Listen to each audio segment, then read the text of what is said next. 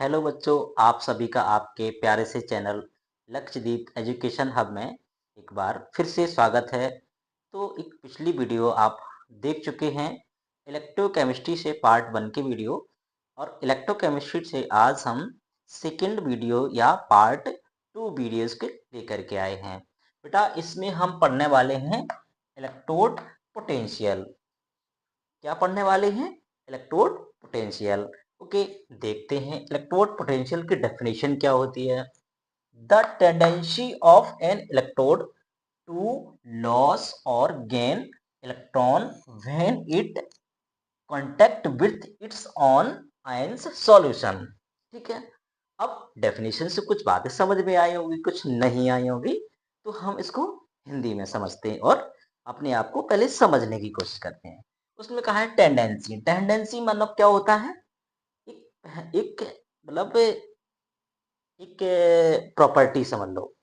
तो मेटल है कोई भी मेटल, ये जिससे हमारा इलेक्ट्रोड बना हुआ है, तो उसकी जो टेंडेंसी होगी, जिस प्रकार की टेंडेंसी, मतलब दो प्रकार की हो सकती है। ये तो ऑक्सीडेशन करने की होगी या रिडक्शन करने की होगी, है ना। ऑक्सीकारक या अब अपचयन। ऑक्सीकारक हिंदी में थोड़ा मतलब ऑक्सीकरण और अपचयन की टेंडेंसी, जिस प्रकार की टेंडेंसी होगी उसी हिसाब से या तो अपने इलेक्ट्रॉन्स को लॉस करेगा या गेन करेगा। कहने का मतलब या तो इलेक्ट्रॉनों को कैच करेगा या अपने इलेक्ट्रॉनों को फ्री छोड़ेगा। ठीक है, उसी हिसाब से उसमें क्या आएगा? चार्ज आएगा। बट ये कब करेगा देखते हैं। When it contact with its own ion solution, जब अपने ही जैसे आयनिक सॉल्यूशन में, आयंस के बने सॉल्यूशन में जब ये कांटेक्ट में आएगा, तो उसी टेंडेंसी के अनुसार अपने इलेक्ट्रॉनों को या तो छोड़ेगा या पकड़ेगा, तब ये कहलाएगा इलेक्ट्रोड पोटेंशियल। क्या कहलाएगा? Electrode potential. ठीक है, अब इलेक्ट्रोड पोटेंशियल टेंडेंसी के अनुसार, अकॉर्डिंग टू टेंडेंसी कितने प्रकार का हो जाएगा? दो प्रकार का, रिडक्शन वाला और ऑक्सीडाइज वाला। समझते हैं दोनों को। मान लो ये हमने एक पॉट ले लिया, बर्तन। अब इसमें मैंने भर दिया आयनिक सॉल्यूशन। क्या भर दिया बेटा? आयनिक सॉल्यूशन। एक ऐसा सॉल्यूशन जिसमें आयंस हैं। किसके आयंस हैं? Metal ion. क्या है? Metal ions.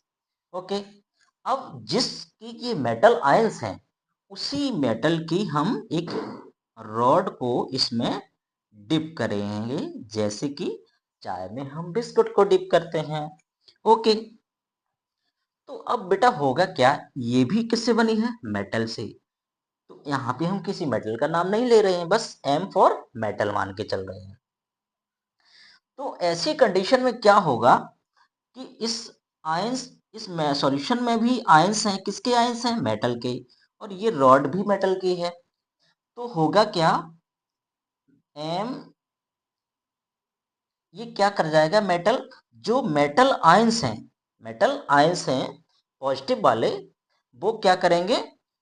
अपने इलेक्ट्रॉनों को, अपने इलेक्ट्रॉनों को किस पर चढ़ाने लगेंगे? रॉड या इनके इलेक्ट्रॉनों को खींचने लगेगी। तो जैसे ही रॉड इनके इलेक्ट्रॉनों को खींचेगी, तो जो इधर मेटल आयंस हैं वो कैसे हो जाएंगे? पॉजिटिव। कैसे हो जाएंगे? N positive. ओके, और एन क्या है? Number of electrons. Number of electrons. तो यहाँ भी हम लिख सकते हैं एम ई निगेटिव। अब ई निगेटिव क्या लिखा बेटा? पता है तुम्हें कि इलेक्ट्रॉन्स हमारा निगेटिव होता है।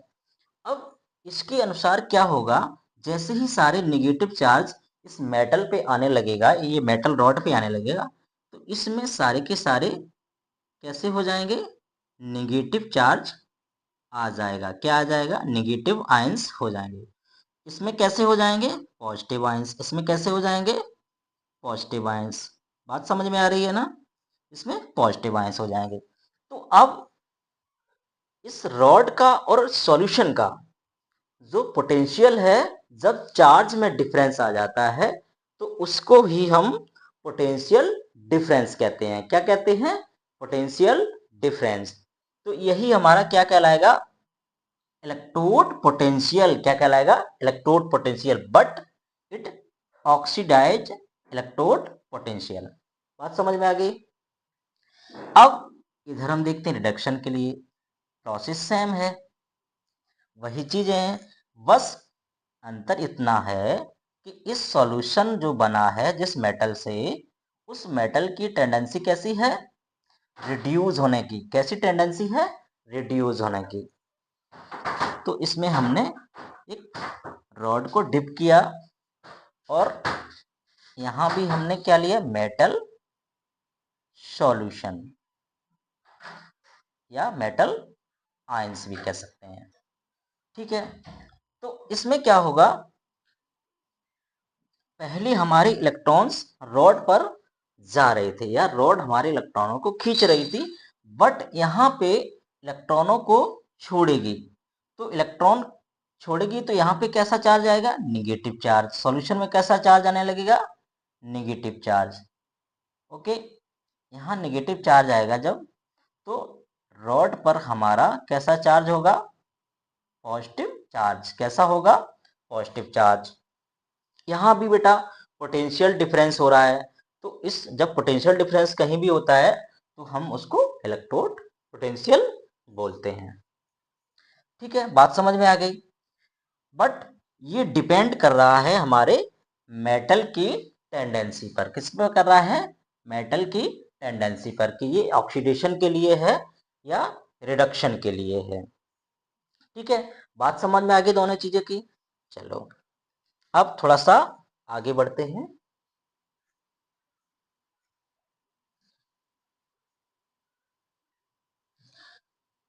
तो यहाँ पे हम अगर इसको लिखना चाहें तो लिख सकते हैं ऐसे, M dash M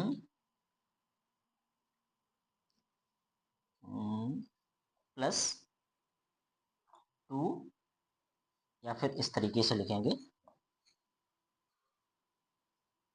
M2 positive plus 2 negative equal to M. यहाँ पे क्या हो रहा है? इलेक्ट्रॉन का ऐड हो रहा है। इलेक्ट्रॉन क्या हो रहे हैं? यहाँ ऐड हो रहे हैं, तो इसको हम कह सकते हैं इलेक्ट्रॉन गेन, और इसको कह सकते हैं लॉस। ठीक है, इसको इलेक्ट्रॉन लॉस और इसको इलेक्ट्रॉन गेन कह सकते हैं। ठीक है, अब थोड़ा सा आगे बढ़ते हैं, समझते हैं चीजों को।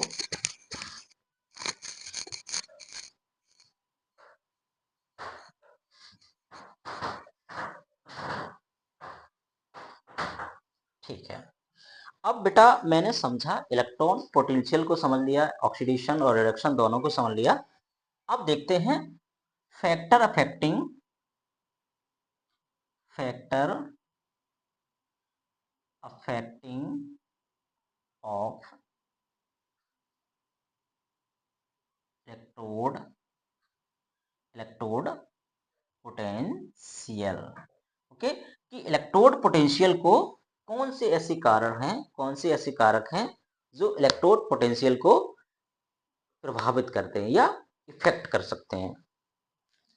तो नंबर 1 अभी मैंने देखा है, nature of metal. Nature of metal. Nature of metal क्यों? क्योंकि नेचर के हिसाब से ही तो देखा है मैंने कि ऑक्सीडेशन होना है या रिएक्शन होना है, ये मेटल के नेचर पे डिपेंड कर रहा था। ठीक है, तो हम समझ सकते हैं, जैसे मान लें अगर हम Zn है तो ये Zn 2 पॉजिटिव आयंस छोड़ेगा, तो ये डिपेंड कर रहा है इसके नेचर पे। अब अदर देन देखते हैं, कभी कभी एक मेटल दो तरीके के भी चार्ज को छोड़ती है, जैसे कि Fe। एक Fe है, ये छोड़ेगी Fe2 पॉजिटिव, और दूसरी बार में Fe3 पॉजिटिव। तो आयरन दोनों में है, बट इनके चार्ज में डिफरेंस आएगा। तो ये डिफरेंस कहाँ से आएगा? हमारे कंसंट्रेशन पे। तो अब कंसंट्रेशन की बात चली तो हमारा सेकंड नंबर क्या है? सेकंड नंबर है concentration of ions. Concentration of ions कि जो हमारा अभी हम पॉट में जो सॉल्यूशन ले रहे थे उसके आयंस की कंसंट्रेशन क्या है। अगर कंसंट्रेशन ज्यादा है तो हमारे चार्ज भी कैसे रहेंगे? ज्यादा रहेंगे। या कंसंट्रेशन कम है तो कम रहेंगे। तो हम कह सकते हैं कि जो फैक्टर अफेक्टिंग में या इलेक्ट्रॉन पोटेंशियल को इफेक्ट कर सकता है, कौन कर सकता है? Concentration of ions. ठीक है, तीसरा नंबर हो गया। अब हम देखते हैं दूसरा नंबर होगा, तीसरा नंबर देखते हैं टेम्परेचर। टेम्परेचर। अब बेटा अगर हम जो हमारा इलेक्ट्रोलाइट्स था उसका अगर हम टेम्परेचर कम या ज्यादा करते हैं, इंक्रीज या डिक्रीज करते हैं, तो हमारे जो इलेक्ट्रोलिटिक जो प्रोसेस है उस पर फर्क पड़ेगा और इसी हिसाब से हमारे चार्ज में भी फर्क पड़ेगा, यानी पोटेंशियल में भी फर्क पड़ेगा। तो हम इसको भी फैक्टर अफेक्टिंग में रखते हैं। ठीक है बेटा, तो अब ये बातें समझ में आ गई। अब कुछ इसी से जुड़ा हुआ एक और टॉपिक है या एक लाइन और है, स्टैंडर्ड इलेक्ट्रोड पोटेंशियल। क्या है? Standard electrode potential.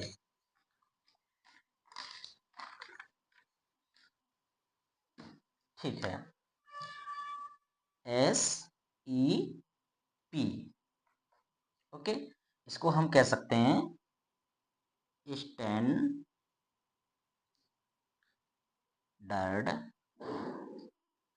Electrode potential. ठीक है बेटा, स्टैंडर्ड इलेक्ट्रोड पोटेंशियल क्या होता है? इलेक्ट्रोड पोटेंशियल तो ये भी है, बट स्टैंडर्ड का मतलब है उसकी कुछ वैल्यूज लिमिट हैं, जैसे कि कंसंट्रेशन। कंसंट्रेशन तो इसकी जो कंसंट्रेशन है, किसकी कंसंट्रेशन? मेटल की, मेटल आयंस की। मेटल आयंस की कंसंट्रेशन कितनी होनी चाहिए? 1 मोल होनी चाहिए। इसकी कंसंट्रेशन कैसे हो? 1 मोल हो। Second number partial pressure. Partial pressure ये गैसों के लिए ज्यादातर यूज होता है। अगर हमारा जो सॉल्यूशन है गैसीय सॉल्यूशन है तो उसके लिए हमारा जो प्रेशर है वो 1 atm या 1 बार के इक्वल हो, 1 बार होना चाहिए। अब हमने क्या देख लिया? कंसंट्रेशन देख लिया, पार्टिकल प्रेशर देख लिया। अब बचता है हमारा टेम्परेचर। टेम्परेचर तो अब इस स्टैंडर्ड इलेक्ट्रोड पोटेंशियल के लिए टेम्परेचर भी एक लिमिट, एक स्टैंडर्ड होना चाहिए। तो ये कितना होता है? 298 केल्विन।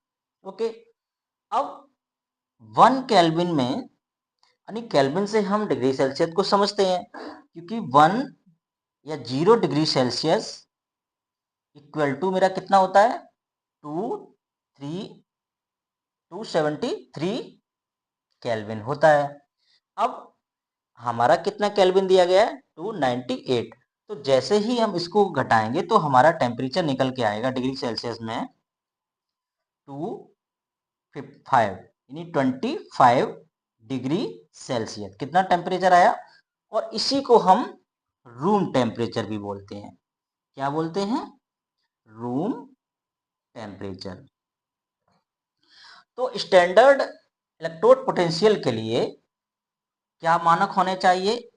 कंसंट्रेशन 1 मोल मेटल आयंस की, पार्टिकल प्रेशर 1 atm या 1 बार, और टेम्परेचर हमारा रूम टेम्परेचर 25 डिग्री सेल्सियस या 298 केल्विन होना चाहिए।